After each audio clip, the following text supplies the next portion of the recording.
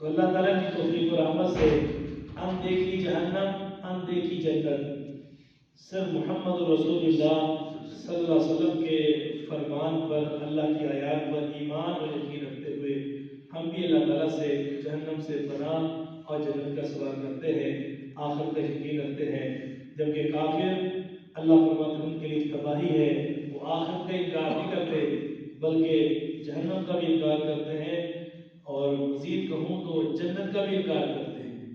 ان کے لیے کچھ بھی نہیں ہے، مر گئے بھرتی ہو گئے، کون اٹھائے گا؟ ام نجعل الذین آمنوا وعملوا الصالحات، کیا ہم بنا دیں گے ان لوگوں کو جو ایمان لائے اور انہوں نے نیک عمل کیے، کالمفسدین فی الارض، ان لوگوں کی طرح جو فساد کرتے ہیں زمین میں؟ ایمان اور عمل صالح اختیار کرنے والے اور بے ایمان فتنہ و فساد برپا کرنے والے کیا یہ برابر ہو جائیں گے؟ کبھی نہیں۔ بلال اور ابو جہل اکٹھے ہو جائیں گے؟ کبھی نہیں، کبھی ایسا نہیں ہو سکتا ہے۔